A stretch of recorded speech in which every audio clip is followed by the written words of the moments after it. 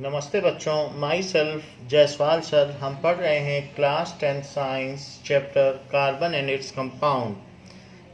In last class we have discussed the question that what is difference between butter and cooking oil. Now there is one more difference between butter and cooking oil, that as butter is a saturated fat, तो saturated चीज़ जो भी होती है, अगर आप घी का दिया जलाओगे तो उसमें धुआं नहीं आएगा, और तेल का दिया जलाओगे तो उसमें धुआं आएगा. सो butter which is saturated fat Burns with non सूटी फ्लेम, उसमें स्मोक नहीं आता है, क्लियर फ्लेम आती है. सो butter which is saturated fat which is saturated fat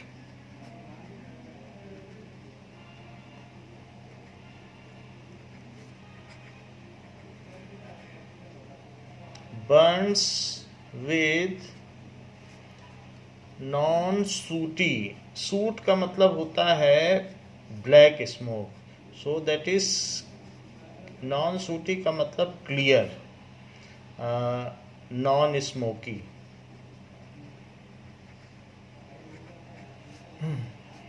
flame while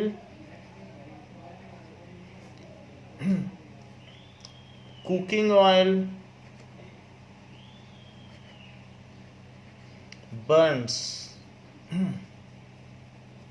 with sooty flame. Sooty का क्या मतलब है? Black smoke.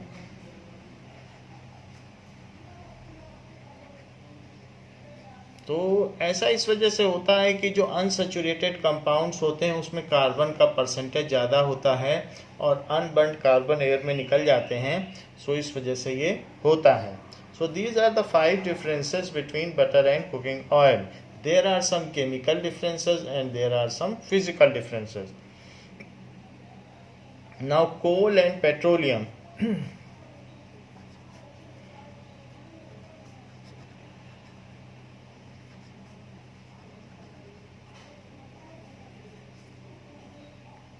So what does it mean by fuel? ये दोनों fuel हैं, and that is fossil fuel. Fossil fuel जो पहले के जीवाश्म हैं, the organism, that means tree or the mammoth animals which have been buried in remote past now had been converted into fuel, and those fuels, the remnant of the remote past organism, now we are using as fuel, and hence they are called fossil fuels. तो जो remnant होते हैं पुराने organism के उनको fossil कहते हैं, और अगर हम उसको फ्यूल की तरह यूज़ करने लग जाएं तो उनको फॉसिल फ्यूल कहा जाता है. तो फिर फ्यूल किसे कहा जाता है? Fuel is a material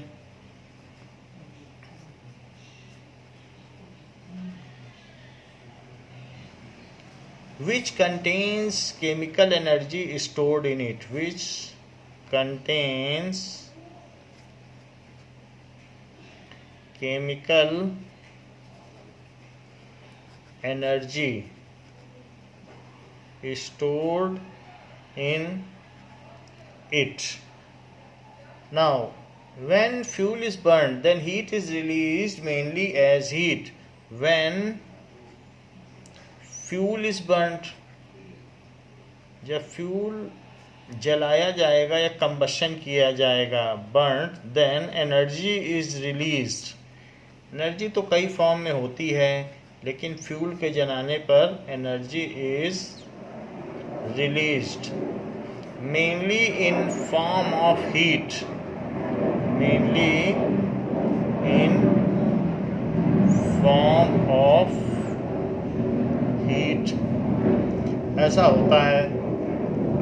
now most of the fuels which we are using today are obtained from coal, petroleum and natural gas.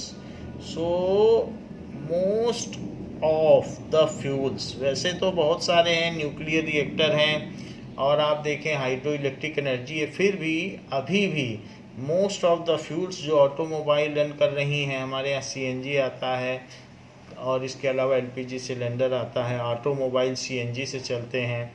तो ये सब क्या है, कोल से बहुत सारा इलेक्ट्रिसिटी बनाया जाता है। So most of the fuels which we are using today, which we are using today,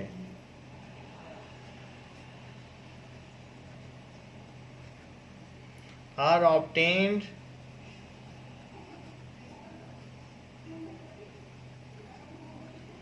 from coal petroleum, from coal and petroleum. So coal and petroleum से ज़्यादातर फ्यूल बनता है।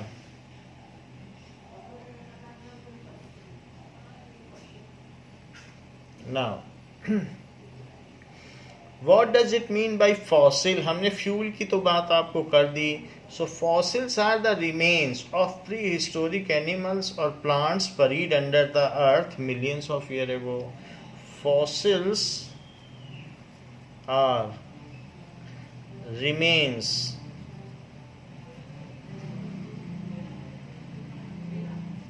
of the prehistoric, जिनके बारे में हम जानते तक नहीं, हिस्ट्री से भी पहले, prehistoric animals and plants buried under the earth, buried जो दफन हो गए, buried under the earth millions of years ago, millions of years ago, जो सालों पहले ज़मीन के अंदर हो गए वो अनडिकम्पोज्ड रह गए। तो अनडिकम्पोज्ड रह गए, जो प्लांट अंदर दब गए वो हीट एंड प्रेशर की वजह से कोल बन गए, और जो एनिमल्स बरीड हो गए सी बेड में तो वो पेट्रोलियम बन गए। तो इस तरीके से so buried under the earth millions of years ago are, ये फॉसिल्स कहलाते हैं। As they remain undecomposed, so they converted into carbon compounds, which is nowadays used as fuel. As they, वो डिकम्पोज नहीं हो पाए, उनको ऑक्सीजन मिली नहीं, जमीन के अंदर दब गए। They remained undecomposed,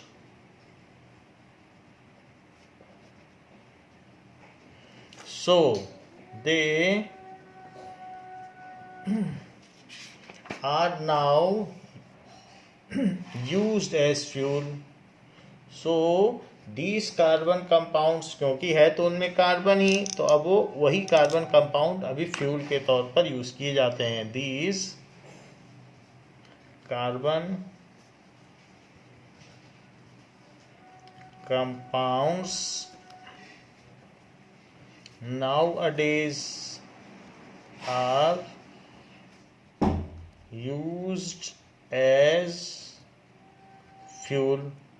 जो मिलियंस ऑफ ईयर के स्पैन में ये जो फॉसिल फ्यूल बना है उसमें उसको हमने विद इन 200 ईयर्स, जब से ऑटोमोबाइल का आविष्कार हुआ है, हमने आधा फॉसिल फ्यूल खर्च कर दिया है। सिर्फ 200 सालों के अंदर हमने जो भी फॉसिल फ्यूल या रिजर्व स्टॉक है, या आप ये कह सकते हैं कि हमारे पास जो लिमिटेड रिसोर्स है उसका हमने हाफ स्टॉक खर्च कर दिया है। These are the exhaustible natural resources, तो and non renewable also, and we have consumed half of the stock, and at what rate today we are using them within 100 years of span of time it will be completely consume.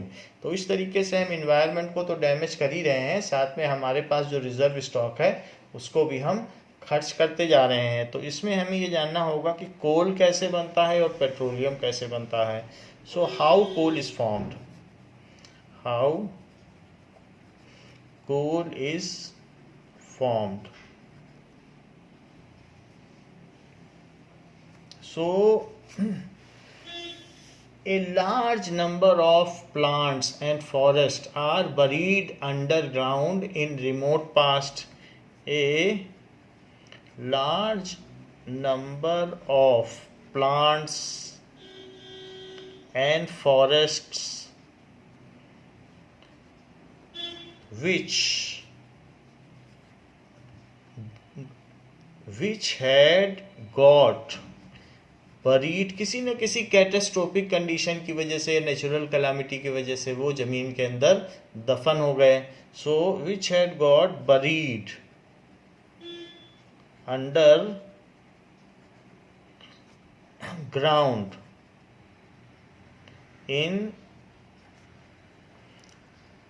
Remote past. एक recent past होता है और एक बहुत पहले है, तो वो रिमोट पास्ट है. So under high pressure and temperature condition they had been converted into कोल.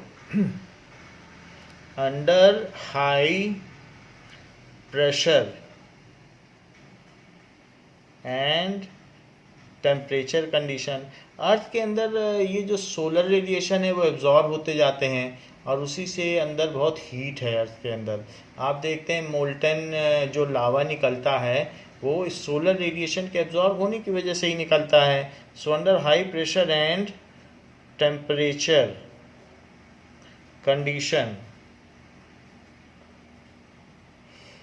और उनको कहीं से ऑक्सीजन मिली नहीं कि डिकम्पोज हो जाए. जो ज़मीन के अंदर चले गए बड़े बड़े फॉरेस्ट, और ऑक्सीजन न मिलने की वजह से वो कार्बन कंपाउंड ही रह गए. So under high pressure and temperature condition converted into कोल.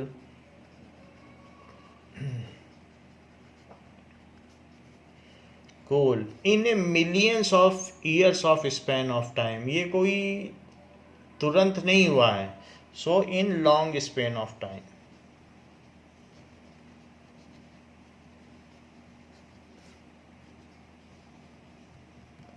ये चीज है. कोल क्या है, क्या क्यों जो कोल है वो प्योर कार्बन है? तो प्योर कार्बन नहीं है, इसमें और भी कुछ है. Coal is a complex mixture of carbon, hydrogen, oxygen. So coal is a complex mixture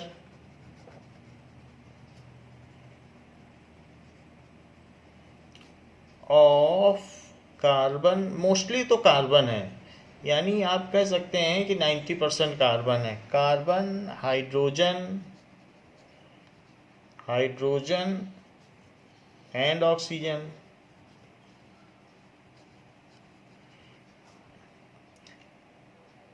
And in addition it also contains a small amount of nitrogen and sulfur. In addition, इसके अलावा it also contains a small amount of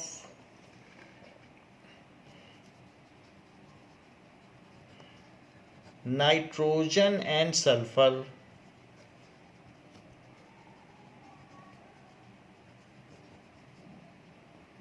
ये भी रहता है. तो इसलिए जब कोल जलता है तो ये सभी उसमें अशुद्धियाँ हैं, इम्प्योरिटीज़ पाई जाती हैं. It also contains volatile combustible compounds. ऐसा भी इसमें से जो निकलते हैं वोलाटाइल, कि वो वेपराइजेबल हैं, वो हवा में उड़ते हैं और उड़ते उड़ते जल जाते हैं. इसलिए जब कोल को जलाया जाता है तो उसमें इनिशियली फ्लेम निकलती है. इट ऑल्सो कंटेन्स, जैसे बेंजीन हो गया, इस तरीके के भी कंपाउंड है. It also contains volatile substance which are combustible, जो जल सकते हैं. कंबस्टिबल का मतलब जिनका दहन किया जा सकता है, जैसे रावण का दहन होता है तो वो जल सकते हैं. And produce flame during initial burning of coal. तो वो जब फ्लेम फिर धीरे धीरे कोल में रेगुलर, जब वो रेड कोल हो जाएगा या रेड ब्लू कलर का कोल हो जाएगा तो वो फ्लेम बाद में नहीं रहती है, शुरू में उसका वोलेटाइल सब्सटेंस निकल गया फिर वो बाद में फ्लेम नहीं देता है. So which are combustible. So during initial burning coal produces flame until its volatile combustible substances are exhausted. So during initial burning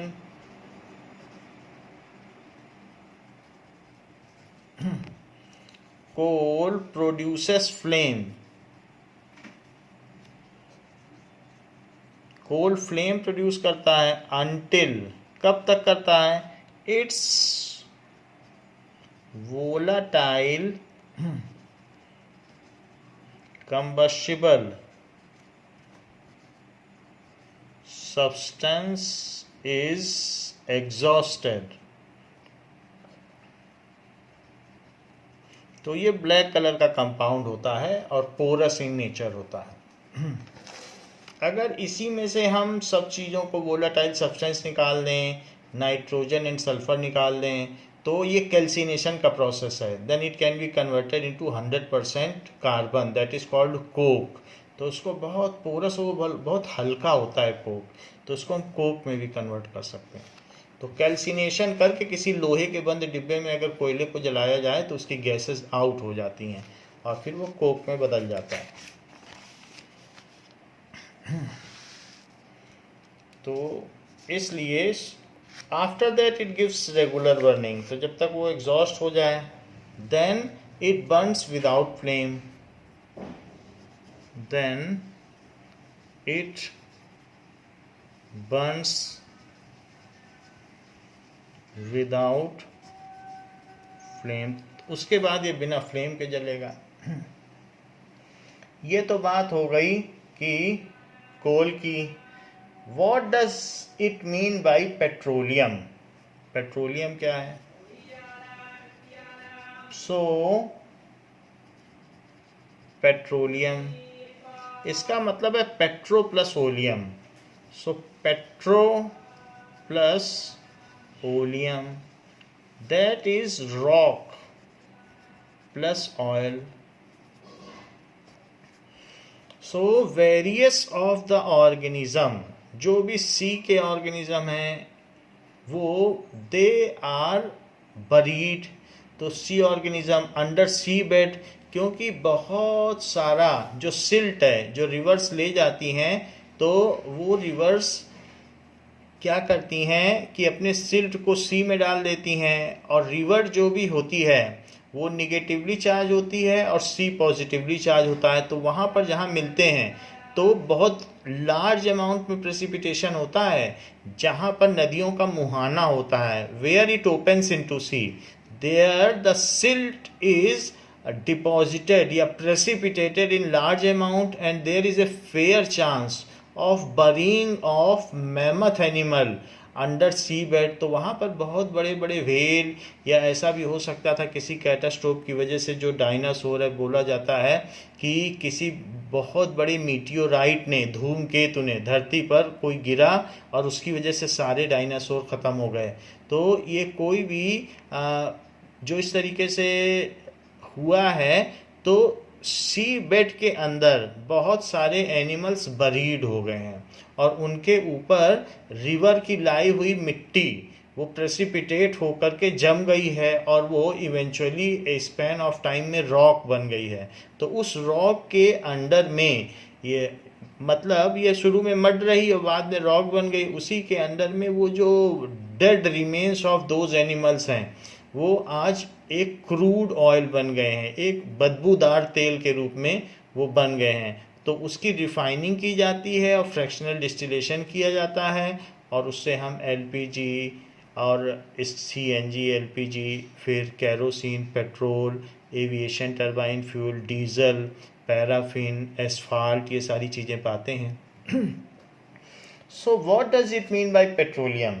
so petroleum oil का मतलब रॉक ऑयल. तो जहाँ पर सी रिवर्स जहाँ पर गिरती हैं, तो रिवर पानी में जाएं, ये जहाँ भी जाएंगी तो सी में गिरेंगी, तो यहाँ पर वो रॉक बना लिया उन्होंने.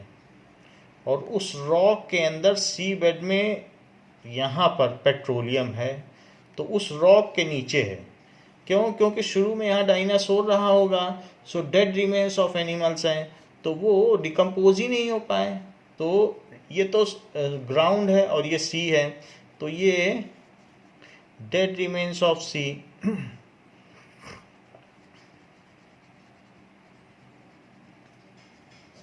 ऑफ एनिमल्स, और ये सी है।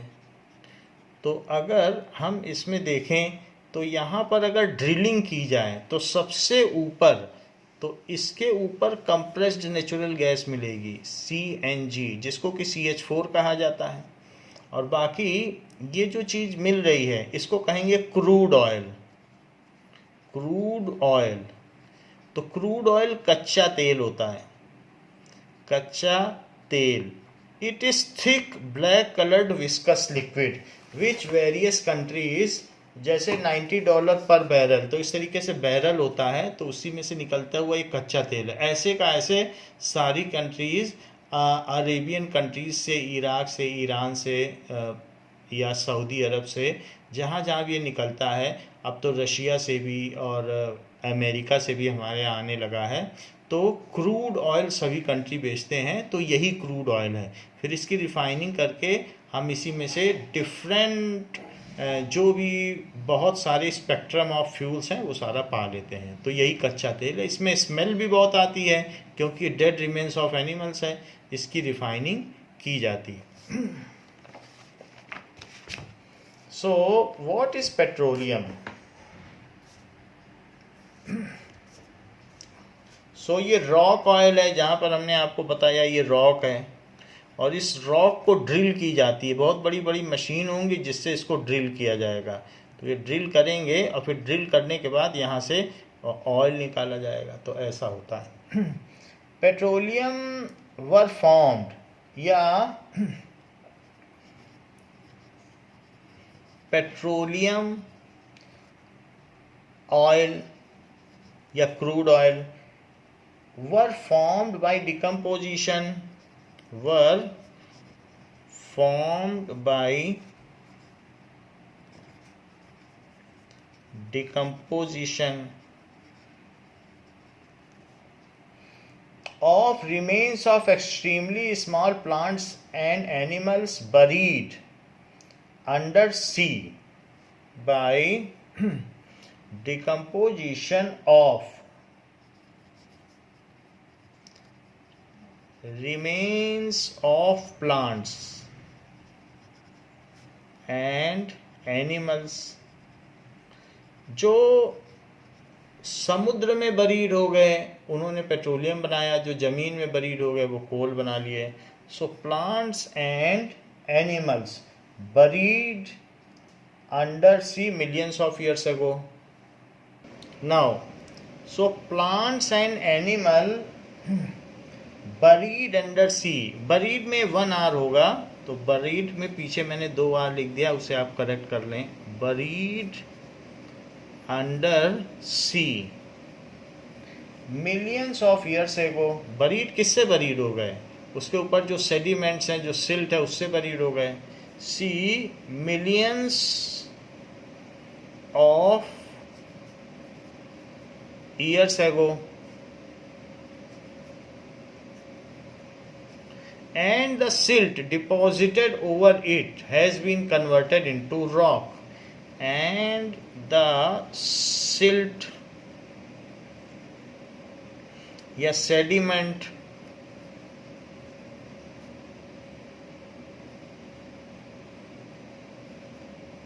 which had covered it, जिसने इसको कवर किया था, which had covered it had been converted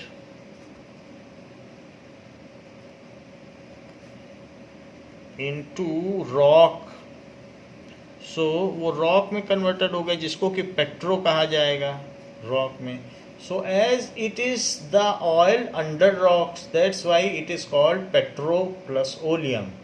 so When such rocks are drilled, then first we get CNG, compressed natural gas, and after that we get crude oil, which after refining gives us, when such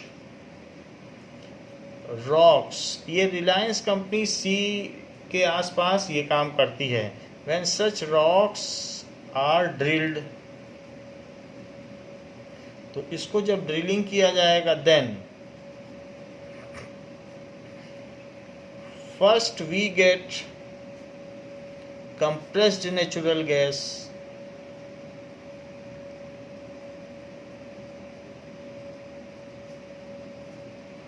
that is CNG, यानी mostly methane. Compressed natural gas में दूसरी भी चीज़ें भी होंगी, but mostly 95% methane होगी. Then we get crude oil. इसके बाद हम कच्चा तेल पाते हैं. Then we get crude oil. So ऐसा है. तो क्रूड ऑयल हम उसके बाद पाते हैं. Crude oil after fractional distillation या refining.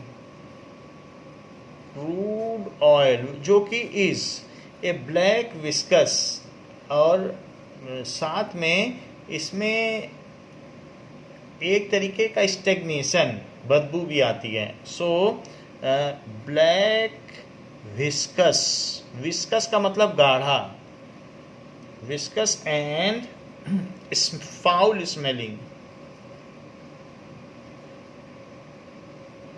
Liquid, which after refining,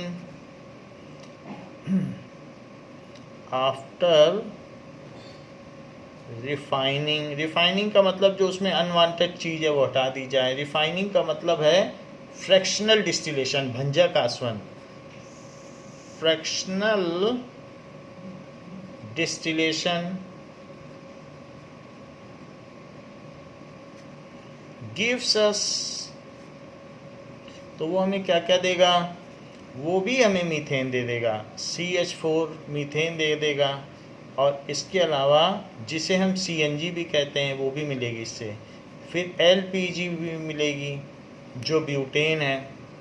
इसके अलावा गैसोलीन जो हेप्टेन है. सब एल्केन ही है.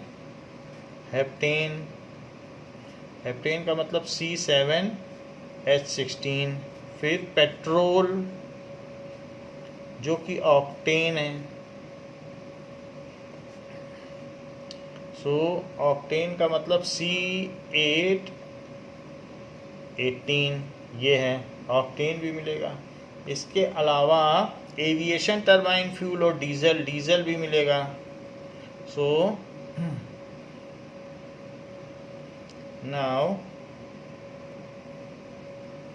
नाउ डीजल, इसके आगे जैसे C6 C8 है तो C10H22. Kerosene oil, so kerosene C17H36. Aviation turbine fuel ATF, जिससे सारे जहाज उड़ते हैं. एविएशन टरबाइन फ्यूल ATF, वो भी C17H36 है. सब एल्केन ही है. पैराफिन मोम, पैराफिन वैक्स जिससे कि कैंडल बनाई जाती है.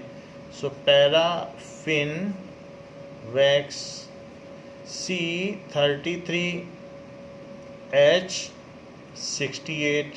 एंड असफाल्ट ब्लैक कलर की होती है, जो रोड जब बन जाती है तो उसके ऊपर बहुत पतले पतले कार्बन के मिलाया जाता है जिससे सड़क फाइन हो जाए. तो एसफाल्ट रोड मेकिंग में काम आता है. Asphalt that is C50H102. सब CnH2n+2 वाला फार्मूला है, सब एल्केन है. तो ये सारी चीज़ें हमको किससे मिलती हैं? These things we get from fractional distillation of rock oil. तो रॉक ऑयल के फ्रैक्शनल डिस्टिलेशन से ये सारी चीज़ें मिलती हैं। तो ये तो बात हो गई कि हम कैसे पाते हैं। तो उसके लिए एक बहुत बड़ा कॉलम होता है, कई मीटर ऊंचा, 3 फीट, 3 मंजिला ऊंचा, और उसमें क्या होगा कि नीचे तो क्रूड ऑयल डाला जाएगा। तो क्रूड ऑयल इसमें डाला जाएगा and this is crude oil which is coming in it. तो ये क्रूड ऑयल इसमें आ रहा है पाइप से, ये क्रूड ऑयल, और ये क्रूड ऑयल यहाँ पर इसको बर्न किया जाता है, तो जलाया जाएगा। जब जलाया जाएगा फिर फ्रैक्शनल डिस्टिलेशन, हम जानते हैं कि इस तरीके से फ्रैक्शनेटिंग कॉलम होता है। सो ऐसे बहुत सारे कॉलम होते हैं।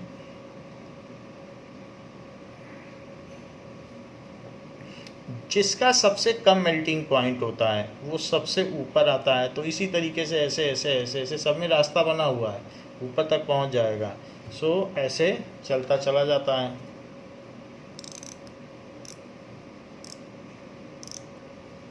नाउ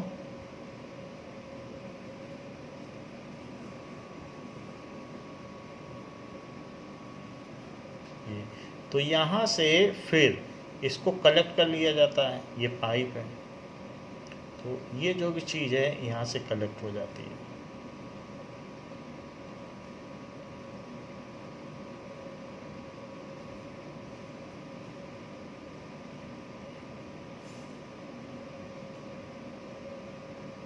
तो यहाँ जो इकट्ठा हो रहा है वो कलेक्ट हो रहा है, ठीक है। तो इन दिस वे, तो यहाँ पर आपको CH4 और C2H6 मिलेगा।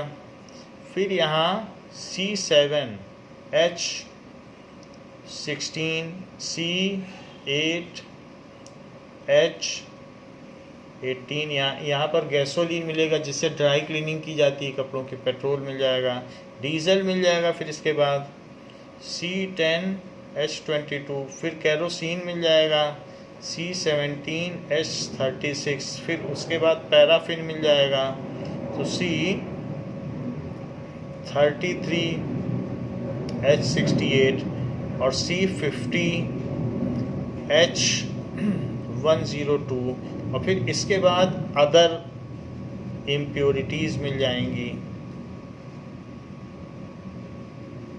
तो इस तरीके से ये एक फ्रैक्शनल डिस्टिलेटिंग कॉलम है।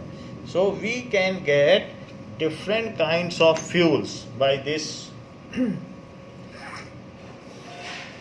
अब देखें, क्वेश्चन पूछा गया है why do substance burn with a flame और विदाउट फ्लेम। तो यहाँ पर हमने आपको बताया रिफाइनिंग ऑफ क्रूड ऑयल, तो कच्चे तेल की refining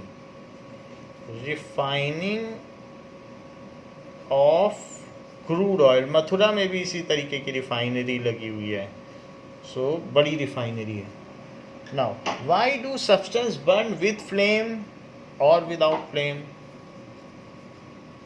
why do substance burn with flame और विदाउट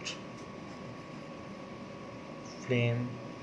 तो कुछ फ्लेम के साथ जलते हैं, इंपॉर्टेंट क्वेश्चन है, और कुछ विदाउट फ्लेम के साथ जलते हैं। जैसे हम जानते हैं कैंडल, कुकिंग गैस या केरोसिन ऑयल के स्टोव देखे हैं, जो स्टोव में केरोसिन ऑयल डाल के जलाया जाता है।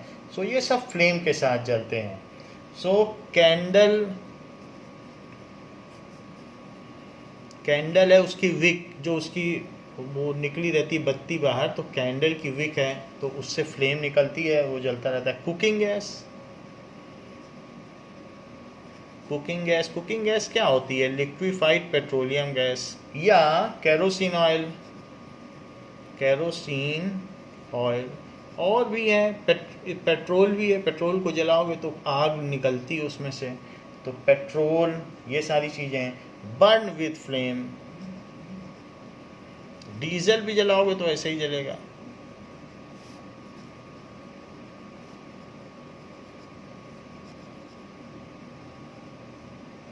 इस तरीके से। सो what does it mean by flame? Flame is a region where combustion of gaseous substance takes place. तो सबसे पहले सब्सटेंस वोलाटाइल होता है और वो रीजन जहाँ पर वो वाष्पीकृत होके, वोलाटाइल का मतलब वेपराइज होके वहाँ जल रहा है, तो एयर में वो जलता है। एयर में कैंडल पूरा नहीं जल जाती है, एयर में जो वोलाटाइल हुआ वही पार्ट एयर में खूब ऑक्सीजन लेता है और वहाँ जलता है, तो वो पार्ट हमें हिलता डुलता दिखाई देता है। That is called flame. So flame is a region in air in which the combustion takes place. तो ऐसा होता है क्योंकि ऑक्सीजन तो एयर में ही है। So flame is a region in air where combustion of किसका combustion होता है? यहाँ पर आप क्रूड ऑयल लिख लें क्योंकि क्रूड ऑयल इसमें डाला जा रहा है, तो कच्चा तेल है, उसी की रिफाइनिंग है, crude oil. So combustion of fuels, कोई भी चीज होती है, so combustion of fuel takes place.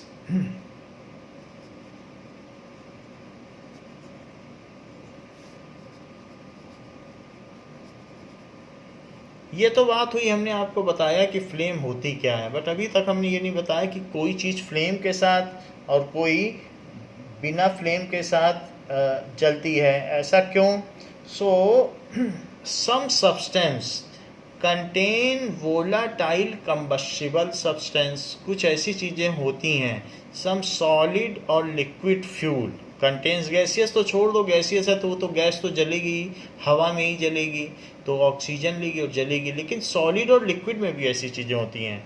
सम, अब ये आंसर आ रहा है, सम सॉलिड एंड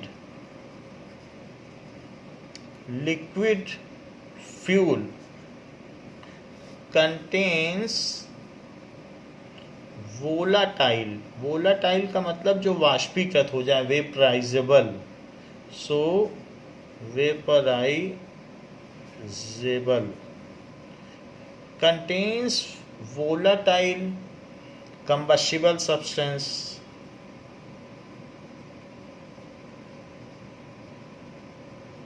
so जब वोलाटाइल भी है, कंबस्टिबल का मतलब जो जल सकें, ऐसे पहले वेपराइज हो फिर जल सकें, so they produce flame while burning, so they produce flame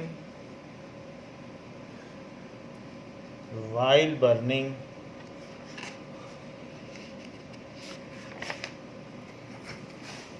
इसलिए वो जलते समय लौ देते हैं, लौ के साथ जलते हैं। Produce flame while burning.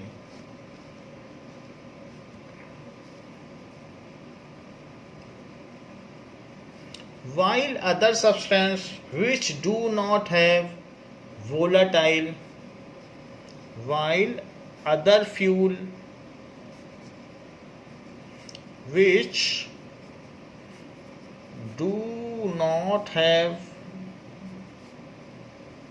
volatile combustible substance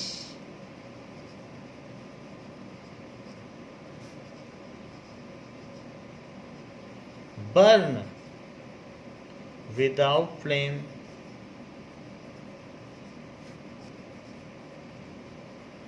ऐसा है। Now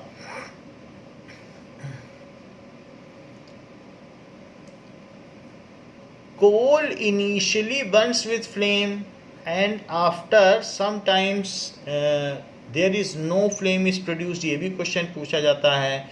So coal has some volatile combustible substance, थोड़े से वो सब volatile हैं, volatile combustible, जो जल सके उन्हें कहते हैं कंबस्टिबल। कंबस्शन का मतलब जलना। So combustible volatile combustible substance on ignition, जब इसे जलाया जाता है, कोल में आग लगाई जाती है, उसको कहेंगे ignition. On ignition these substance get vaporise, these substance get vaporized and burn in air to produce flame. तो ये क्या करते हैं, ये लौ बनाते हैं to produce flame. When these substances are exhausted, when these volatile substances are exhausted, volatile substances जो भी हैं are exhausted, then coal gives regular burning without flame. अब वो चीज़ें चली गई हवा में तो अब उसमें लौ नहीं निकलेगी. शुरू में तो उसमें से फ्लेम निकलती है कोयले में. then coal burns without flame.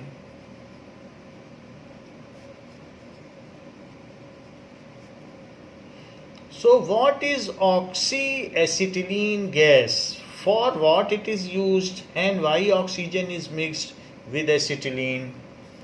What is oxyacetylene gas? For what purpose it is used? For what purpose it is used? Why oxygen is mixed in oxyacetylene gas? Oxygen is mixed in oxy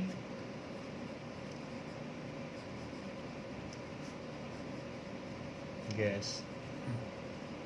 Oxyacetylene gas is a mixture of ethane with oxygen.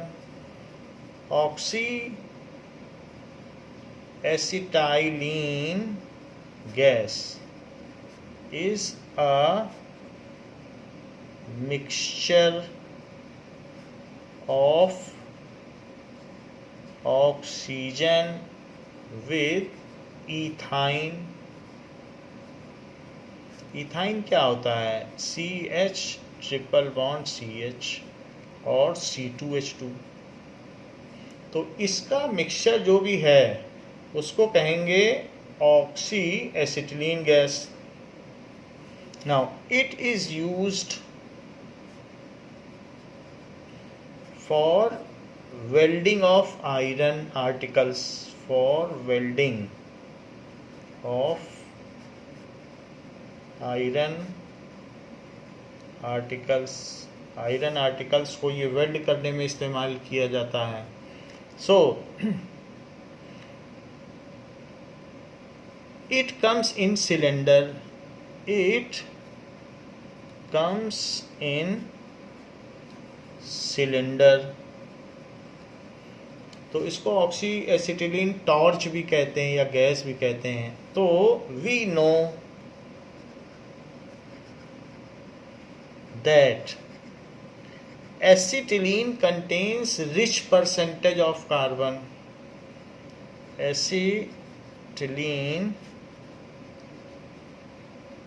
contains, now here it has been shown this is acetylene. तो acetylene नाम भी है ethyne का. इस तरीके से इसके cylinder आते हैं और ये वेल्डिंग के पर्पस में काम में आती है. now so we know that अब इस एसिटिलीन में इसमें C2H2 है और ज़रा सोचो C2H6 ईथेन में 6 हाइड्रोजन पर 2 कार्बन है जबकि इसमें तो 2 ही हाइड्रोजन पे 2 कार्बन है. यानी कार्बन बहुत ज़्यादा है और हाइड्रोजन कम है. So we know that acetylene contains high percentage of carbon.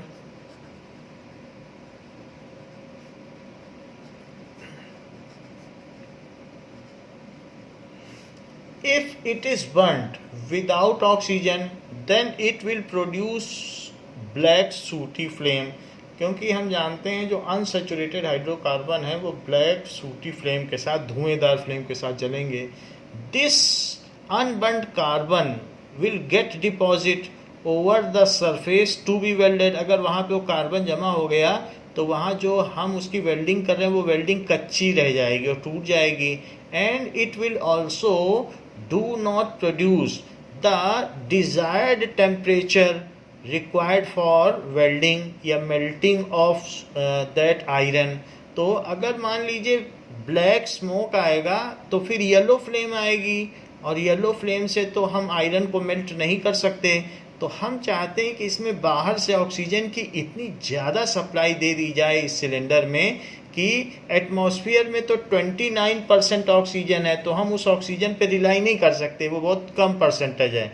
और उतनी ऑक्सीजन में तो एसिटिलीन आधा जल पाती है और आधा बिना जले काला स्मोक दे देती है। वही काला स्मोक उसमें जमा हो जाता है, तो वेल्डिंग भी कच्ची रह जाती है और टाइम भी ज़्यादा लगता है, क्योंकि जो उसका मेल्टिंग टेम्परेचर है वो हम पा नहीं पाते। So purposely deliberately we mix oxygen in acetylene to raise the temperature up to required level and to eliminate the soot या फिर black smoke, so that welding is proper. इसीलिए हम इसमें ऑक्सीजन मिलाते हैं।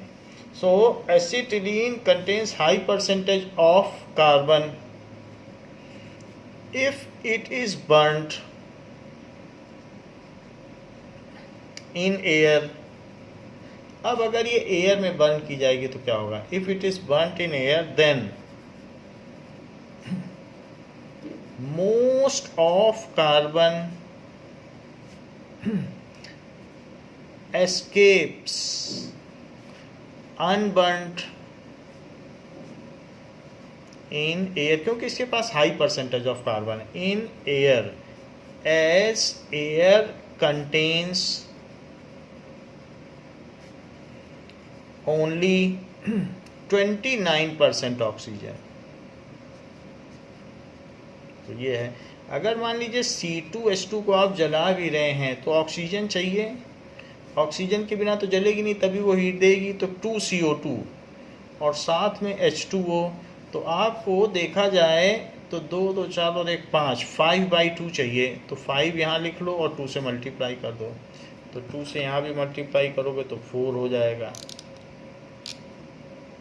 और 2 से यहाँ कर दो। तो ये रिएक्शन होती है और इसमें हीट काफ़ी निकलती है। तो वेल्डिंग के लिए ठीक है, लेकिन हम एटमॉस्फेरिक ऑक्सीजन पर भरोसा नहीं कर सकते, वो तो सिर्फ 29% है। So most of the carbon escapes unburnt in air, it produces black smoke, black sooty flame. ऐसा होने से अगर हम एयर पर भरोसा करें, सूटी flame and also does not rise to desired melting point, does not rise to desired melting point of iron या melting point of article getting welded. This problem is eliminated by adding oxygen to acetylene। उस cylinder में हम पहले से ही, तो उस cylinder में एक जैसे सीमेंट की शीट्स होती है, हम लोग एस्बेस्टस कहते हैं, हम लोग के घरों की छत पे पाई जाती है, तो उस ऐसी शीट्स इसमें डाल देते हैं अंदर इसी सिलेंडर में, और इसमें बहुत लार्ज अमाउंट में ऑक्सीजन एब्जॉर्ब हो जाती है। और जब इसमें ये ब्लास्ट भी होता है, कई बार ऐसा हुआ है कि ये जो सिलेंडर ब्लास्ट हुआ है कई लोग मारे गए हैं, तो इस शीट में रहने से सारा मटेरियल इसमें एब्जॉर्ब हो जाता है और धीरे धीरे गैस निकलती है। तो ये now it is less dangerous if there is leakage of gas. तो इसके लिए कानून भी बना है कि ये एस्बेस्टस की शीट वाले ही ऑक्सीएटिलीन सिलेंडर यूज़ किए जाने चाहिए। एस्बेस्टस कुछ नहीं है, सीमेंट की शीट्स हैं जो घर के ऊपर छतों पे डाली जाती हैं। कुछ लोग टीन शेड डालते हैं, कुछ लोग एस्बेस्टस की शेड डालते हैं। So does not right to desired melting point of iron. So बहुत सारी चीज़ें हैं। This causes improper welding and weak welding, क्योंकि कार्बन डिपॉजिट हो जाएगा। This causes improper and weak welding. This problem is eliminated. तो हम इस समस्या का निदान कैसे करें? Problem is eliminated by adding pure oxygen to C2H2 so that complete burning of acetylene takes place. Acetylene ethyne का ही नाम है, so that वो उसका निक नेम है, so that complete burning of acetylene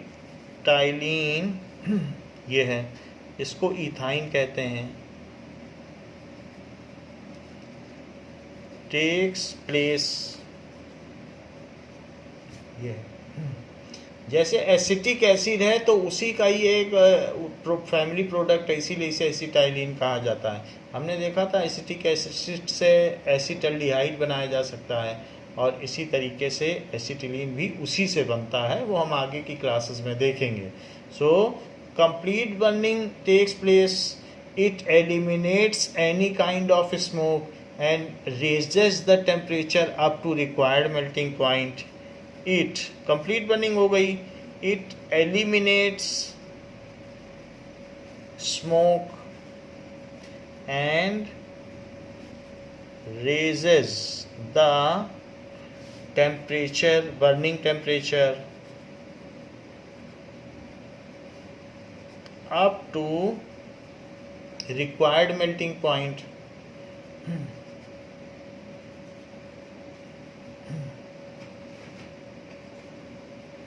Level. Hence ये चीज है, so oxygen is mixed with acetylene, इसीलिए ये मिलाई जाती है।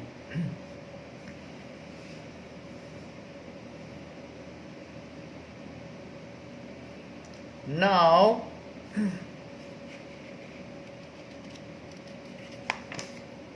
next is chemical properties of carbon compounds. तो कार्बन कंपाउंड्स के क्या रासायनिक गुणधर्म हैं, इनकी चर्चा हम करेंगे। सो chemical properties of carbon compounds.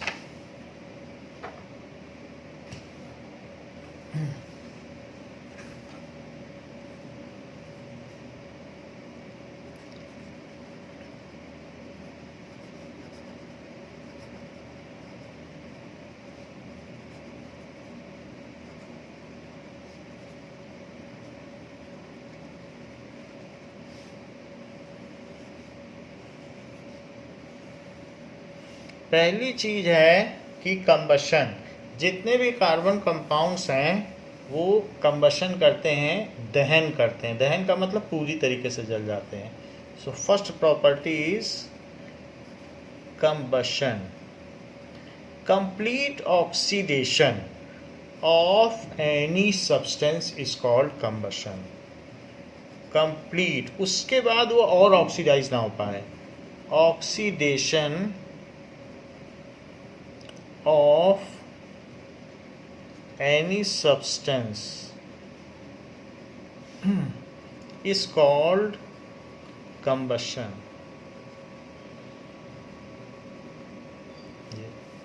क्या कभी आपको मालूम है किसी भी चीज़ के ऑक्सीडेशन से एनर्जी रिलीज होती ही है, इसीलिए ये एक्सोथर्मिक प्रोसेस है। इसलिए जितने भी मेटल हैं या नॉन मेटल हैं नेचर में सब ऑक्साइड के फॉर्म में ज़रूर पाए जाते हैं, फिर और भी उनका फिर कार्बोनेट बनता है, सबसे पहले ऑक्साइड बनते हैं।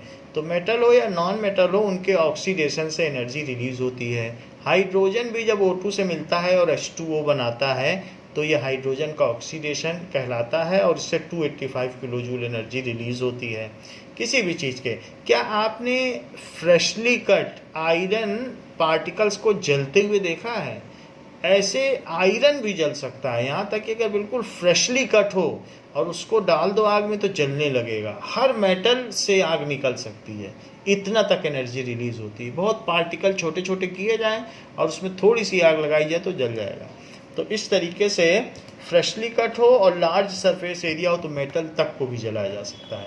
तो यही बात कही गई है, कंप्लीट अगर ऑक्सीडेशन हो तो उसे कंबशन कहते हैं। यदि रावण पूरी तरह जल जाए तो रावण दहन कहा जाता है। कंबशन का मतलब होता है दहन, दहन का मतलब पूरी तरीके से जलना। सो ये चीज है। अब हम जरा एक चीज देख लें कि मान लीजिए कि C2H6 है और अगर आप थोड़ा सा ऑक्सीजन दो, ये ऑक्सीजन नेसेंट ऑक्सीजन है। नेसेंट का मतलब हाईली अनस्टेबल है, क्योंकि ये मोनो ऑक्सीजन है। एटमॉस्फेयर में छोड़ोगे तो डाई ऑक्सीजन बना देगी डाई एटॉमिक फॉर्म में। इसकी लाइफ भी, जो ये नेसेंट ऑक्सीजन है, इसकी लाइफ भी 10⁻⁻8 सेकेंड ही होती है। तो KMnO4 जब डालोगे इसमें तो इस तरीके से इसका ऑक्सीडेशन हो जाएगा, क्योंकि पोटेशियम परमैंगनेट एक ऑक्सीडाइजिंग एजेंट है। सो जो भी हो, हम ऑक्सीजन इसमें डालें, वो ऑक्सीजन किससे डाला जाएगा? KMnO4। दैट इज KMnO4 का मतलब है पोटेशियम परमैंगनेट, जो रेड पर्पल कलर का होता है। तो अब जरा देखो, जब ये ऑक्सीजन इसमें डाली जाएगी तो C2H5OH, C2H6 ही है बट इसमें O बीच में चला आया।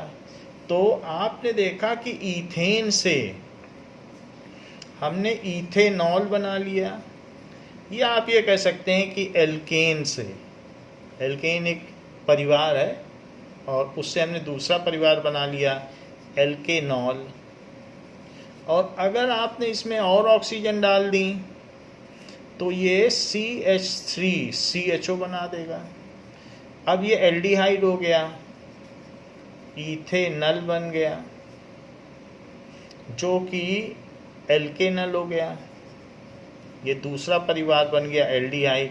तो हमने देखा कि सैचुरेटेड हाइड्रोकार्बन से एल्कोहल बनाया जा सकता है, एल्कोहल से एल्डिहाइड बनाया जा सकता है।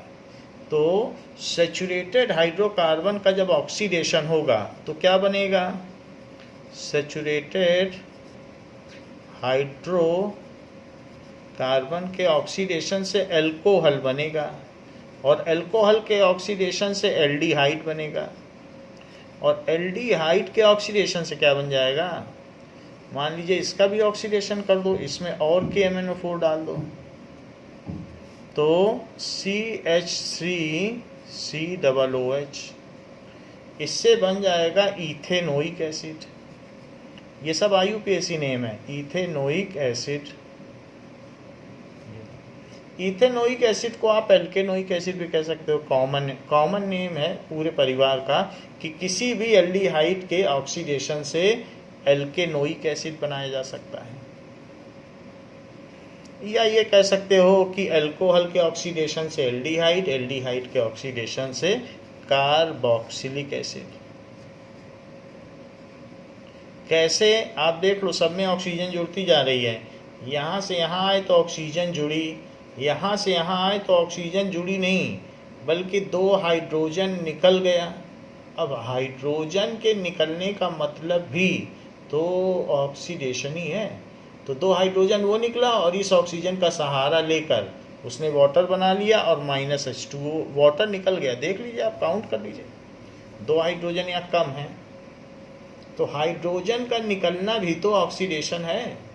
अब यहाँ देखिए, यहाँ पे ऑक्सीजन जुड़ गई, तो ऑक्सीजन का जुड़ जाना ऑक्सीडेशन।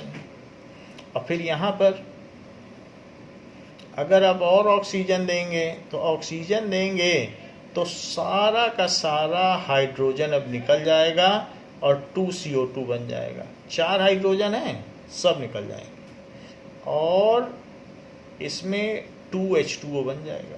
तो हाइड्रोजन निकल गया चारों, ऑक्सीजन नहीं निकली, हाइड्रोजन निकला, और ऑक्सीजन तो और जुड़ गई, 2 पहले से थी, 2 और आ गई।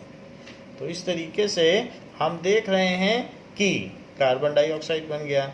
सो जब एल्केन ऑक्सीडाइज किया जाएगा तो एल्केनॉल बनेगा, जब सैचुरेटेड हाइड्रोकार्बन एसिड ऑक्सीडाइज किया जाएगा तो अल्कोहल, फिर एल्डिहाइड, फिर कार्बोक्सिलिक एसिड और फिर CO2।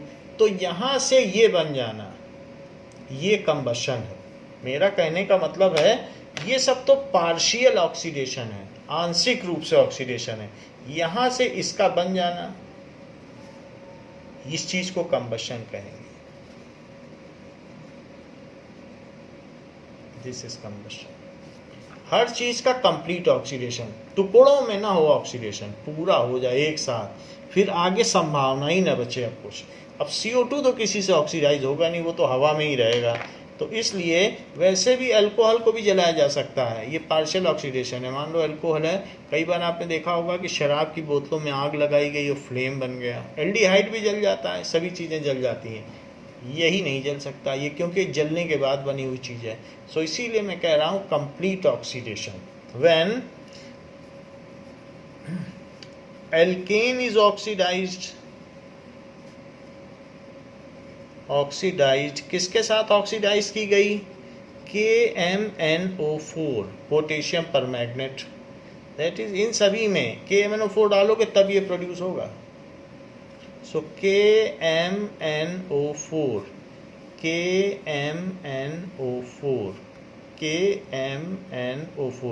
जिसको डालने से ऑक्सीजन प्रोड्यूस है उसे कहा जाएगा ऑक्सीडाइजिंग एजेंट। तो KMnO4 ऑक्सीडाइजिंग एजेंट के तौर पर काम कर रहा है। It forms alcohol. when alcohol is oxidized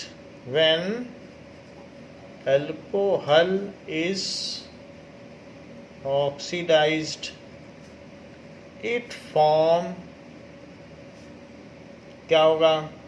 तो इससे बनेगा एल्डिहाइड। अल्कोहल से क्या बना? Aldehyde. when aldehyde is oxidized, aldehyde भी बन सकता है। अगर मैं 3 वाला लेता तो कीटोन भी बन जाता है। एल्डिहाइड और कीटोन लगभग एक कैडर में आते हैं, एल्डिहाइड और कीटोन। 3 वाले के केस में ये भी बनता है। व्हेन एल्डिहाइड और कीटोन, उसको हम लोग आगे देख लेंगे अगली क्लास में। Ketone is oxidized, then carboxylic acid is formed.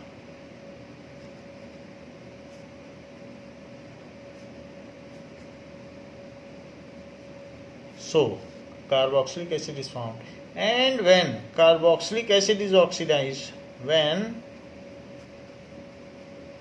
carboxylic acid is oxidized, it forms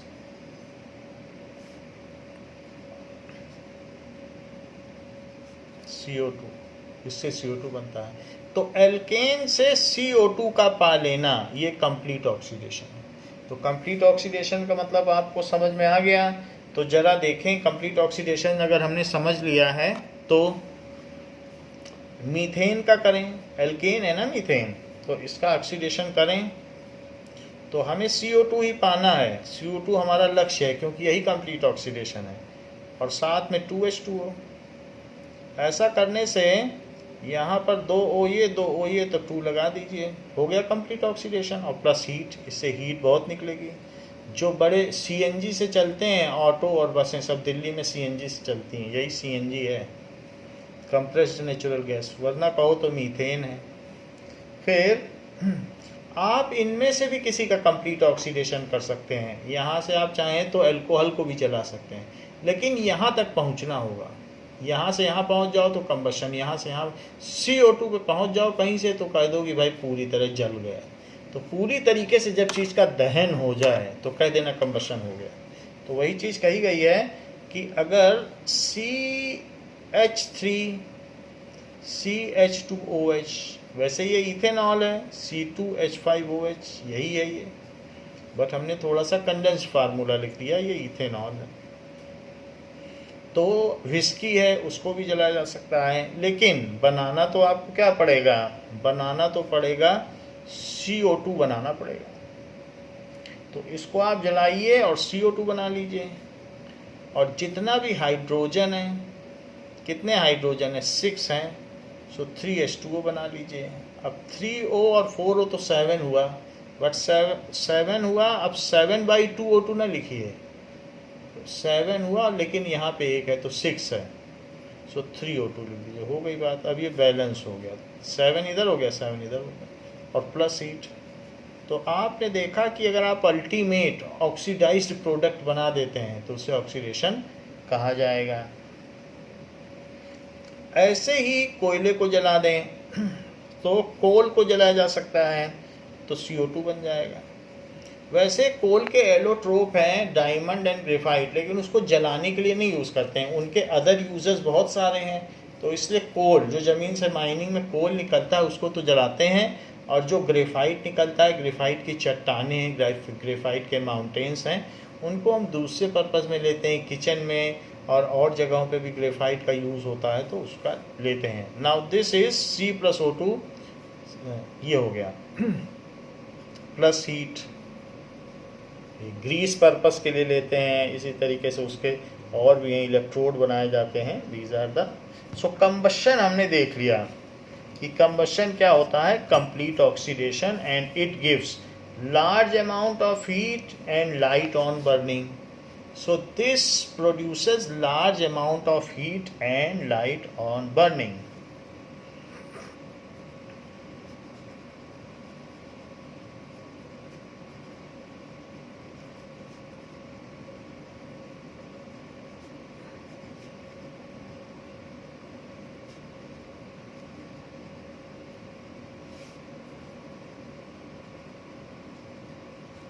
वैसे ये जो अल्कोहल है ये केन शुगर से भी बनाया जा सकता है, गन्ने की शराब भी बनती है, या ग्रेप की शुगर से बनाया जा सकता है। तो अमेरिका में इसको बनाया गया केन शुगर से, उसके फर्मेंटेशन से।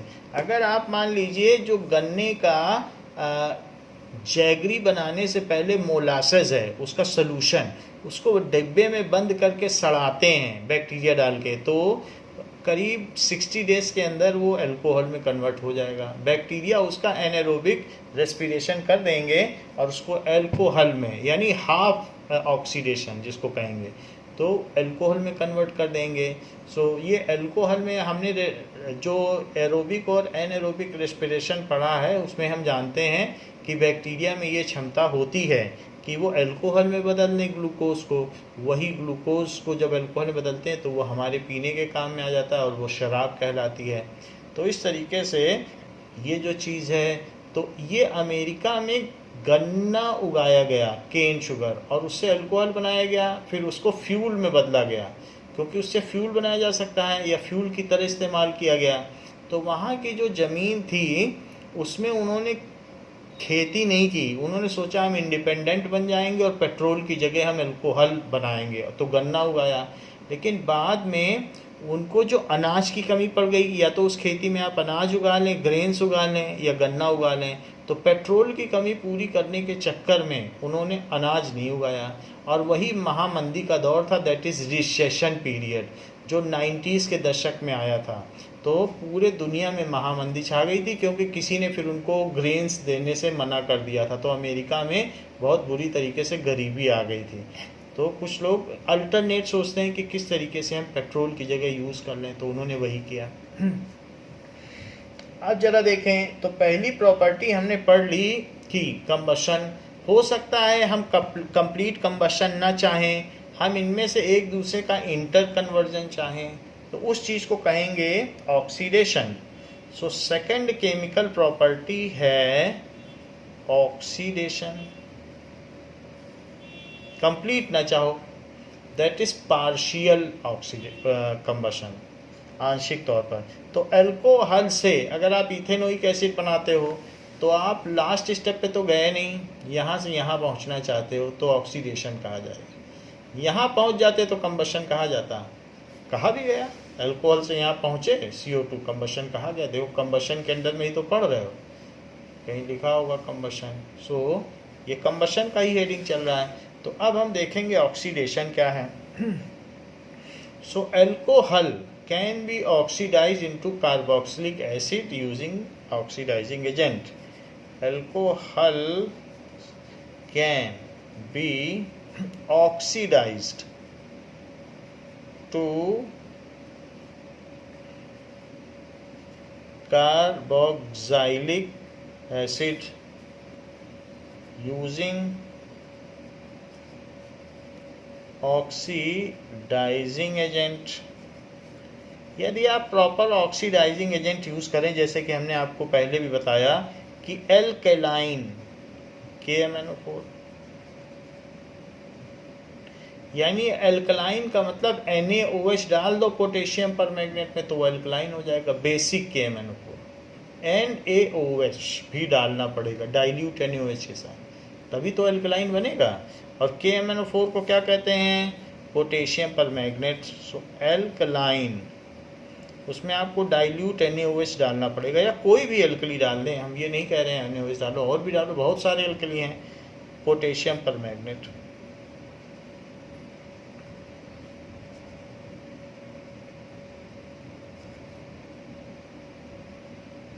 ये डाल दीजिए ऑक्सीडाइजिंग एजेंट के तौर पर, उससे भी O मिल जाएगा आपको, और उसी O से आप फिर ऑक्सीडाइज कर लें। और एसिडिफाइड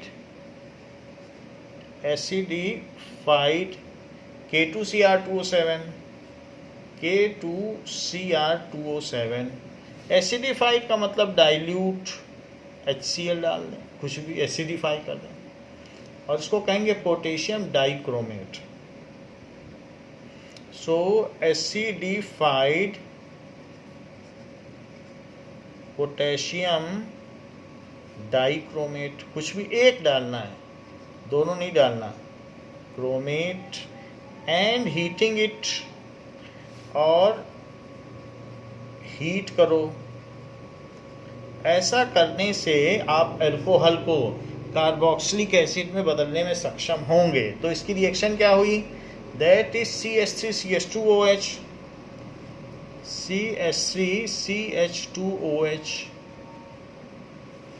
और अगर इसमें आपने एल्कलाइन KMnO4 डाल दिया और उसके साथ हीट कर दिया, या एसिडिफाइड K2Cr2O7 डाल दिया और प्लस हीट कर दिया, कोई ना कोई एक चीज़ आपको करनी है, ये डालो या ये, और लिखा है। ऐसा करने पर, क्योंकि इसमें 4 ऑक्सीजन है एक K पे और इसमें 2 पे 7 है, ऑक्सीजन की तो भरमार है, तो ये क्या होगा? MnO2 में बदल जाएगा।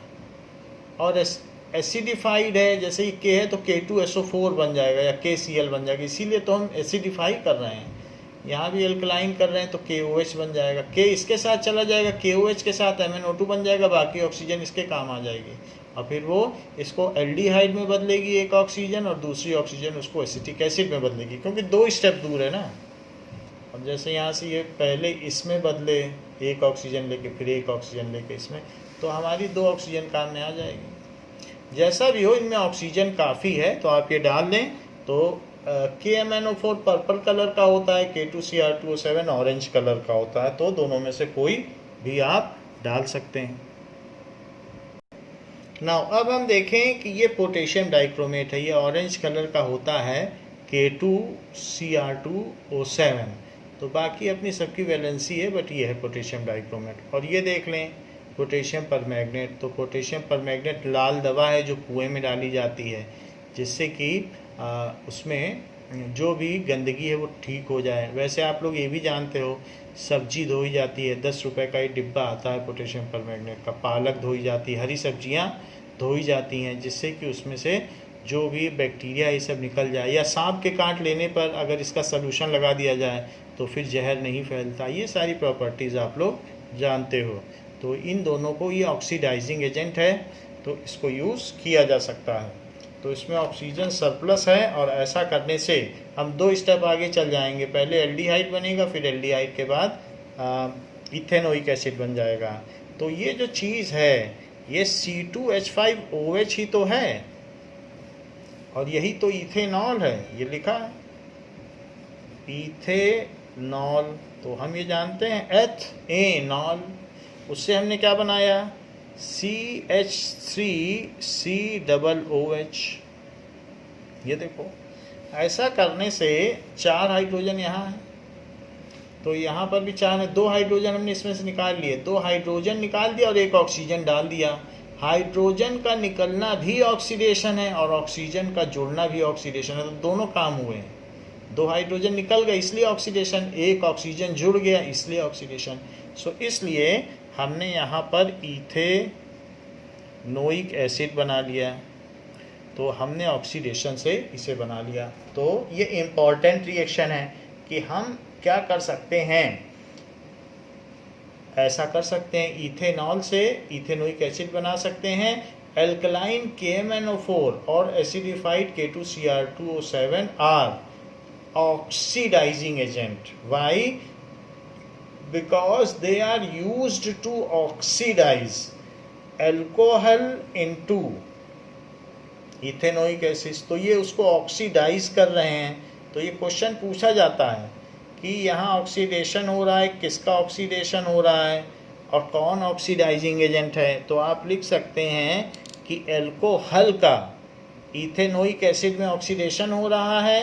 और इस पैराग्राफ पे बहुत क्वेश्चन पूछे जाते हैं, किसका किस में ऑक्सीडेशन हो रहा है, कौन कौन से ऑक्सीडाइजिंग एजेंट है। तो हमने लिख दिया ऑक्सीडाइजिंग एजेंट कौन कौन से हैं। सो ये हैं ऑक्सीडाइजिंग एजेंट, और एल्कोहल का इथेनोइक एसिड में ऑक्सीडेशन हो रहा है। What does it mean by addition reaction? योगात्मक अभिक्रियाओं से हम क्या समझते हैं?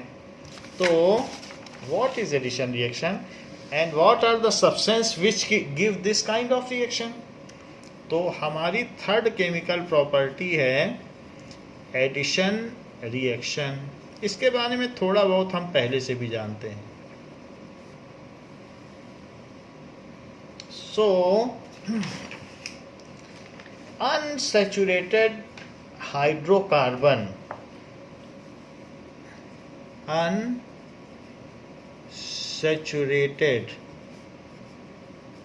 हाइड्रोकार्बन्स जिसमें मल्टीपल बॉन्ड होते हैं, containing double and triple bonds, double या triple bond, give such kind of reactions, such kind of reactions।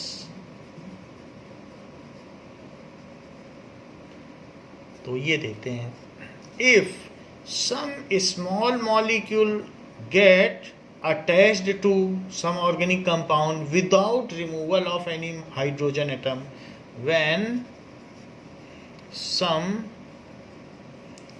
a small molecule get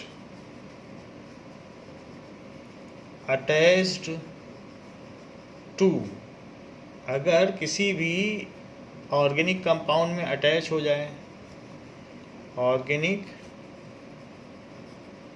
compound without removal of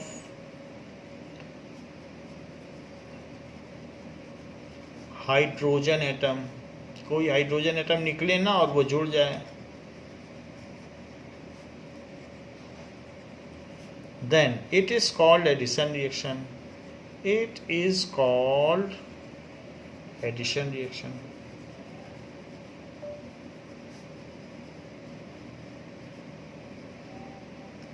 इसका एग्जाम्पल क्या है? हाइड्रोजिनेशन, क्लोरीनेशन,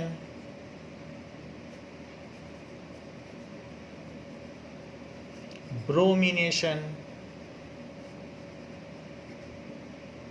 ऐसे कुछ भी हो जाए, हाइड्रोजिनेशन, क्लोरीनेशन, ब्रोमिनेशन। हाइड्रोजन जुड़े तो हाइड्रोजिनेशन कर देना, तो इसी तरीके से। और हाइड्रेशन और हाइड्रोक्लोरीनेशन,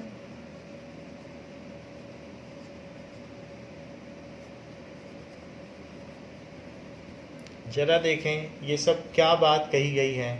तो जैसे देखो CH2 डबल बॉन्ड CH2। और अगर इसमें वाटर जुड़ जाए,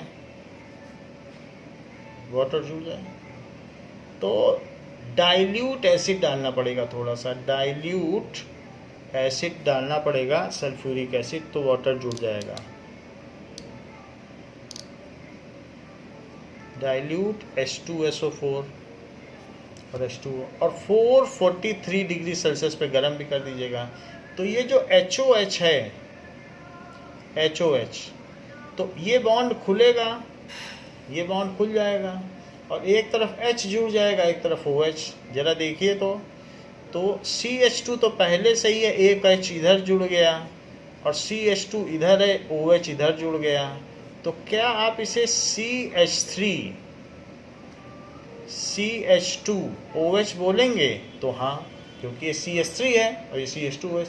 या फिर आप इसे C2H5OH बोलेंगे? तो हाँ, इथेनॉल बन गया। तो इसमें क्या चीज जुड़ी है? वाटर जुड़ा है तो हाइड्रेशन बोलना। कभी भी addition of water is called hydration. Hydration, तो हाइड्रेशन क्या है? That is addition of water to multiple bonds is called hydration.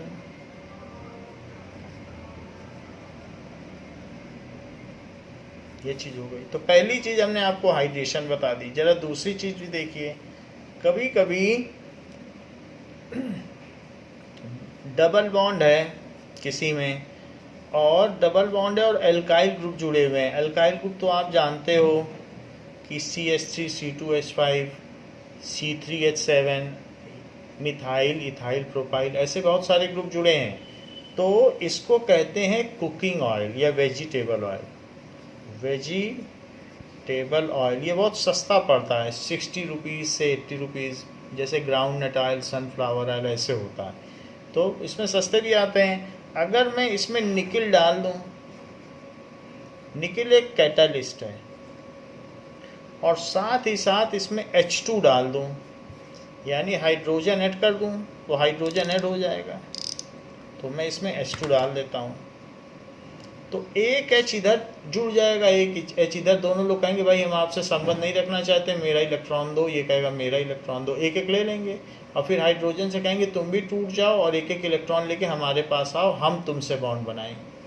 तो इसी C में R और R तो जुड़े थे, H के साथ इसने अपना संबंध बनाया, पुराने संबंध तोड़े, और H के पास भी एक इलेक्ट्रॉन था, जिसके पास भी एक, क्योंकि इन लोगों ने अपना संबंध तोड़ लिया, एक एक इलेक्ट्रॉन वापस ले लिया। तो ये जो चीज़ बनी है 200 डिग्री सेल्सियस पर निकिल कैटालिस्ट की उपस्थिति में, उस चीज़ को हम क्या कहेंगे? हाइड्रोजन जुड़ा है तो हाइड्रोजिनेशन बोलेंगे। अब देख लो, एक है हाइड्रेशन, हाइड्रेशन में वाटर जुड़ना है, और हाइड्रोजिनेशन में हाइड्रोजन जुड़ना है, H2। सो हाइड्रोजिनेशन। लेकिन इससे फ़ायदा क्या हुआ? इससे वनस्पति घी बन गया। ये बहुत इंडस्ट्रियल इम्पोर्टेंस का है, ये लाखों करोड़ों का व्यापार चलता है। वनस्पति घी 100 रुपये किलो है और देसी घी 500 रुपये किलो है। तो वनस्पति घी में भी वही टेस्ट आता है जो देसी घी में है। हाँ, ये सैचुरेटेड फैट है, इसलिए हमारी बॉडी के लिए नुकसान करता है। सो वनस्पति घी क्या है? पहले ऐसे घी आते थे जो डालडा हैं, रथ घी हैं, ऐसे पुराने डिब्बे में आते थे सेमी सॉलिड फॉर्म में। अभी भी शादी बारात में या मिठाई की दुकान में लोग वनस्पति घी ही इस्तेमाल करते हैं, क्योंकि कुकिंग ऑयल में स्मेल आती है और ये रेंसिड हो जाता है, ये रिएक्टिव ज़्यादा है। और वनस्पति घी रिएक्टिव नहीं है, तो मिठाइयों का स्वाद या लड्डू का स्वाद वही बना रहता है, इसलिए लोग वनस्पति घी इस्तेमाल करते हैं। So conversion of vegetable oil into vanaspati ghee by the process of hydrogenation is a industrial process. So ये इंडस्ट्रियली इसको किया जाता है और बहुत ज़्यादा बड़े स्तर पर किया जाता है। So the hydrogenation of vegetable oil, hydrogenation of vegetable oil into vanaspati घी। अच्छा, ये मैं बता दूं, ये है अनसैचुरेटेड ऑयल और ये है सैचुरेटेड फैट। ये नुकसानदेह है, ये नुकसानदेह नहीं है। दिस इज अनसैचुरेटेड ऑयल और ये है saturated fat, that is saturated fat. तो सैचुरेटेड है इसलिए नुकसानदेह है। ये हमने इनके डिफरेंसेस आपको बता दिए हैं कुकिंग ऑयल और फैट में, वैसा ही है। Hydrogenation of vegetable oil into vanaspati ghee in presence of nickel catalyst by heating them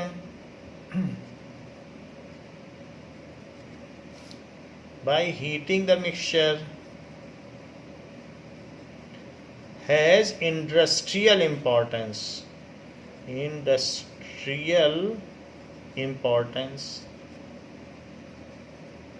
तो इसका जो है औद्योगिक महत्व है।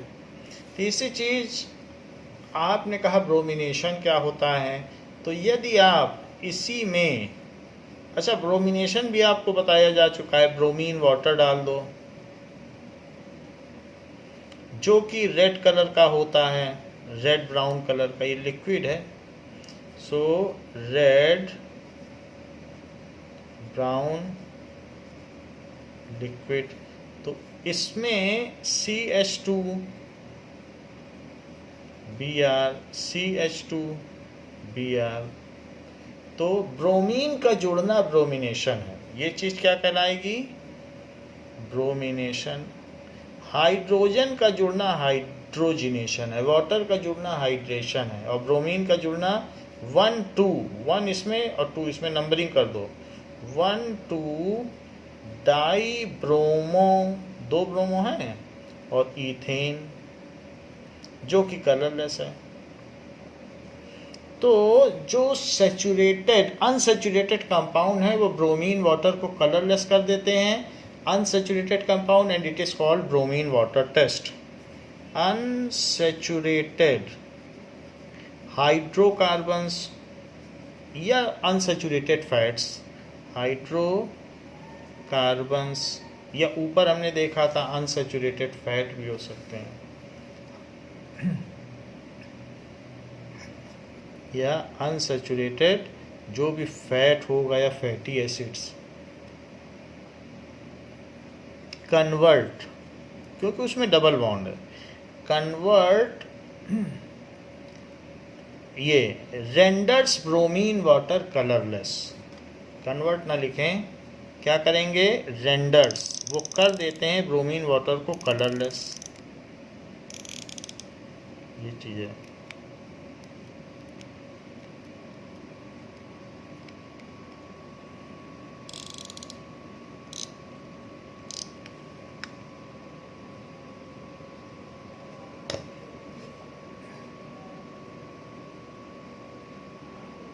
renders bromine water colorless. So this is bromine water test. This is bromine water test by which the detection of multiple bond is done. हम ये पता लगाते हैं कि किसमें मल्टीपल बॉन्ड हैं, डबल बॉन्ड या ट्रिपल बॉन्ड, और किसमें नहीं है। This is bromine water test to find out the presence of multiple bond. Bromine water test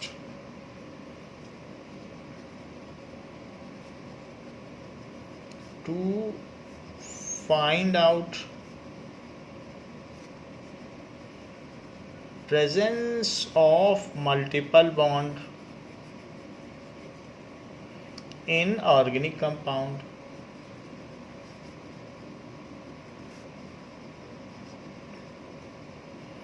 जैसे कि अगर आप क्या करें, इसी में CH2 है और डबल बॉन्ड CH2 है और क्लोरीन जोड़ दें, तो तो उसको क्लोरीनेशन कहा जाएगा। CH2 Cl यहाँ जुड़ गया, Cl यहाँ जुड़ गया और H2, तो 1,2 डाई क्लोरो इथेन।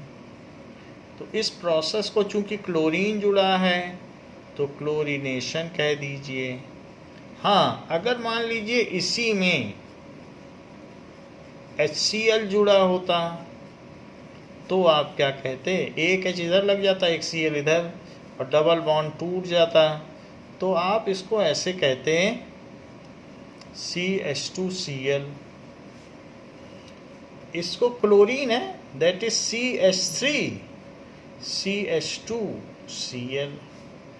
और कंडेंस करना चाहें तो C2H5Cl, that is chloro ethane. Chloro है बाकी इथेन है, इसको कहेंगे हाइड्रोक्लोरिनेशन। हाइड्रोजन भी जुड़ा है, क्लोरीन भी, तो इसका नाम कहलाएगा हाइड्रोक्लोरिनेशन। तो अगर कोई आपसे पूछे कि एडिशन रिएक्शन किस तरीके से हो सकती है, तो आप कह देना कि क्लोरीनेशन करा लो, हाइड्रोक्लोरिनेशन करा लो, इसके अलावा हाइड्रेशन करा लें, हाइड्रोजिनेशन करा लें, ब्रोमिनेशन करा लें, और ये सभी योगात्मक अभिक्रियाएं हैं। These all are addition reactions. So अब हम देखेंगे फोर्थ काइंड ऑफ रिएक्शन, जिसको कहते हैं substitution reaction.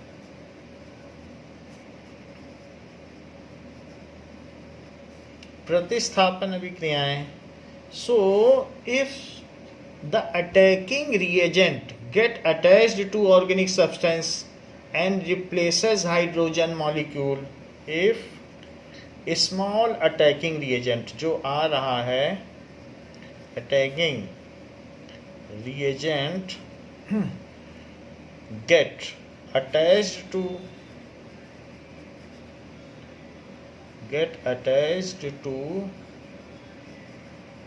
organic compound by replacing H atom, then it is called substitution reaction। substitute कर दिया, उसको हटा के खुद आ गया, it is called substitution reaction।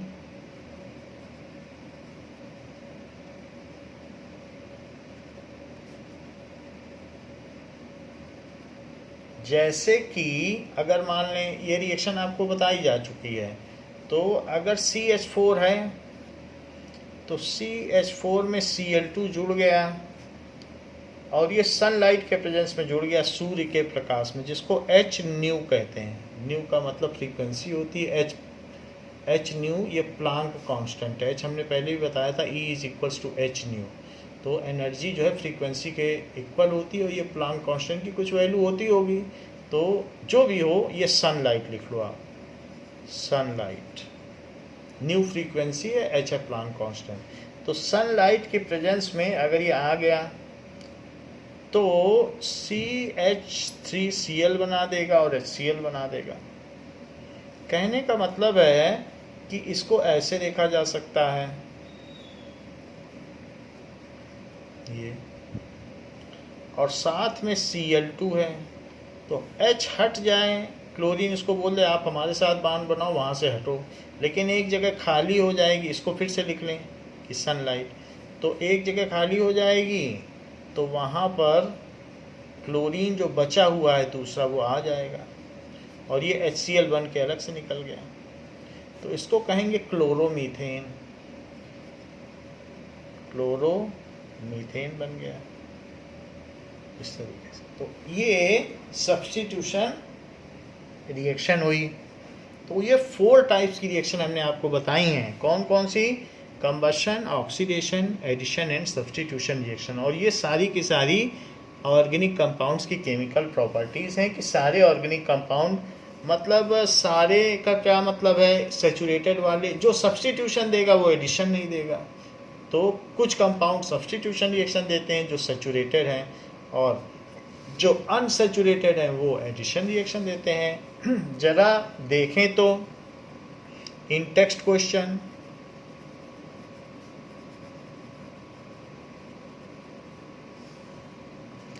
Page 71 कहा गया है why is the conversion of ethanol to ethanoic acid is oxidation reaction.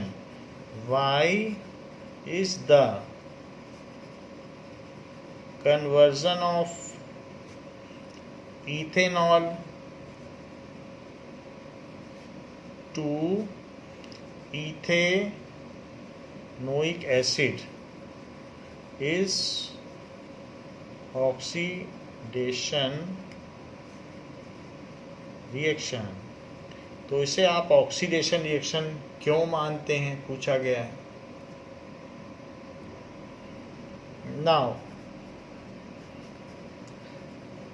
conversion of ethanol C2H5OH into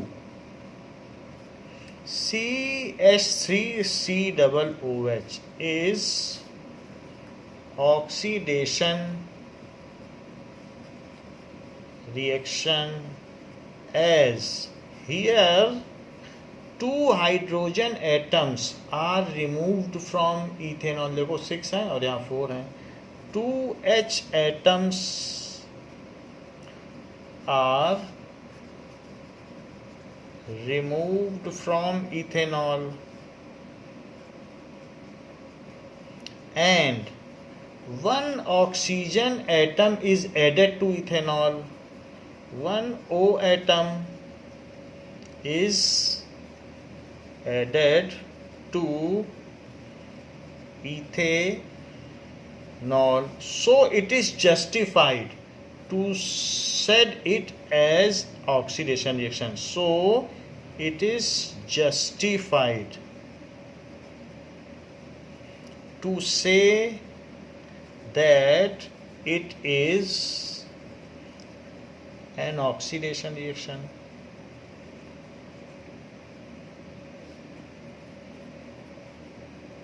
It is executed या it is performed in presence of oxidizing agent.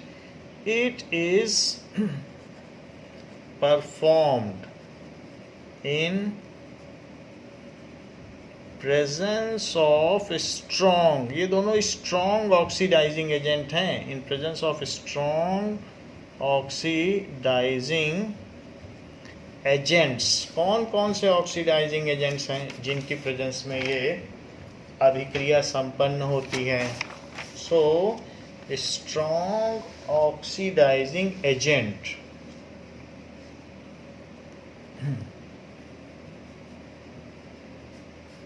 Strong oxidizing agent alkaline KMnO4 और acidified K2Cr2O7 and heating it,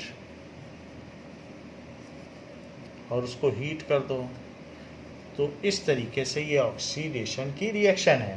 पूछा गया है कि a mixture of oxygen and ethyne is burned for welding.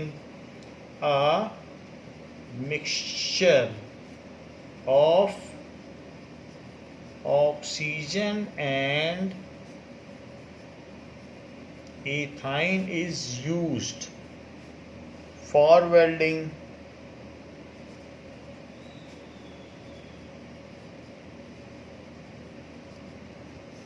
Can you tell why a mixture of ethyne and air is not used? Can you tell why a mixture of ethyne and air is not used? तो वो कह रहा है कि ethyne के साथ air मिला दें, ऑक्सीजन क्यों मिलाई गई, ऐसा पूछ रहा है. Now ethyne contains high percentage of carbon, high percentage of carbon. ठीक है. It requires sufficient amount of oxygen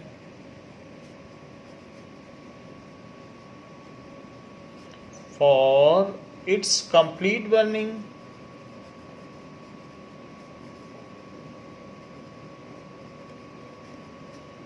If air would have been used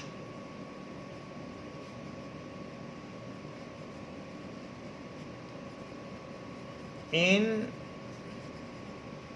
place of oxygen, अगर ऑक्सीजन की जगह एयर हमने इस्तेमाल की होती, या would have been mixed, mixed भी अच्छा है, मिक्स्ड भी लिख सकते हैं, in place of oxygen, then which contains, जिसमें क्या होता है, ओनली 21%, 29 नहीं 21%, 21% of oxygen, then complete burning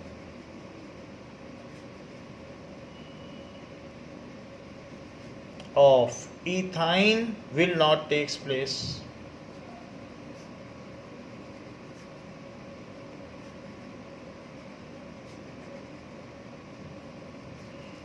So it will leave black smoke, it will leave black smoke and does not get rise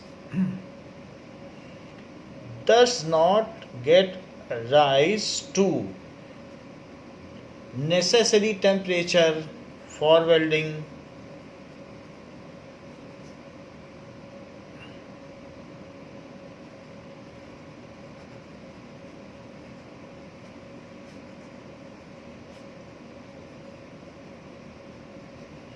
To eliminate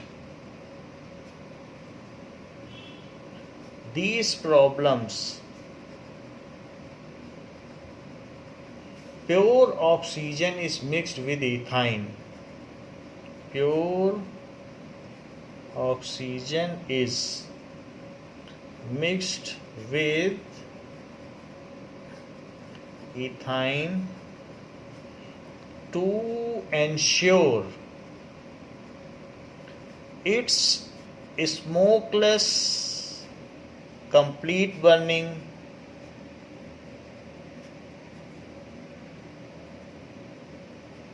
and to get required temperature,